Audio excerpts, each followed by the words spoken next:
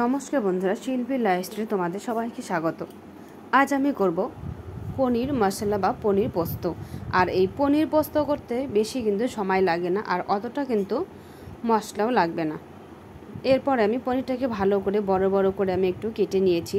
কেটে হলুদ, লবণ আর একটু কাশ্মীরি শুকনো লঙ্কা দিয়ে ভালো করে মেখে নিয়েছি। মেখে কড়াইতে তেল গরম করে একে একে পনিরগুলোকে দিয়ে একটু হালকা নেড়ে চেড়ে আমি একটু লাল লাল করে ভেজে নিয়েছি। আর যেহেতু পোস্ত দিয়ে করব, আর পনিরটা কিন্তু সেভাবে অতটা ভাজবো না, অতটা ভাজলে পরে কিন্তু সেরকম টেস্ট হবে না।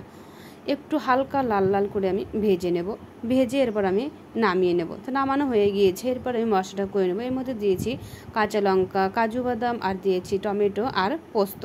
এটাকে ভালো করে আমি শিলনোড়াতে আমি বেটে নেব।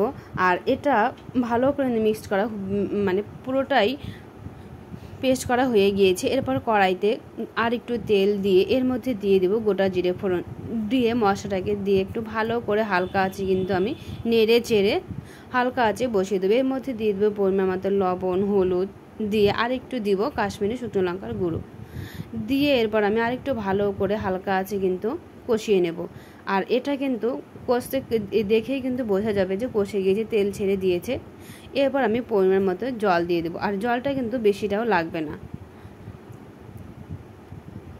যেহেতু মশলা দিয়েই হচ্ছে সেহেতু সেভাবে অতটা জল লাগছে না। আর জলটা ফুটে গিয়েছে। এরপর আমি পনিরটা দিয়ে দেবো। পনিরটা দিয়ে একটু ভালো করে নেড়ে চেড়ে আর একটু আমি ভাপে বসিয়ে দেব।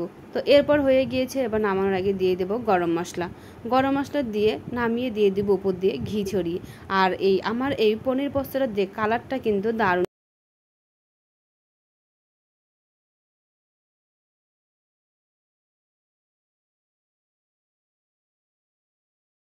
হয়ে যায়। তোমাদের যদি আমার আজকের এই রেসিপিটা ভালো লেগে থাকে তাহলে কিন্তু অবশ্যই লাইক, কমেন্ট, শেয়ার করে দেবে।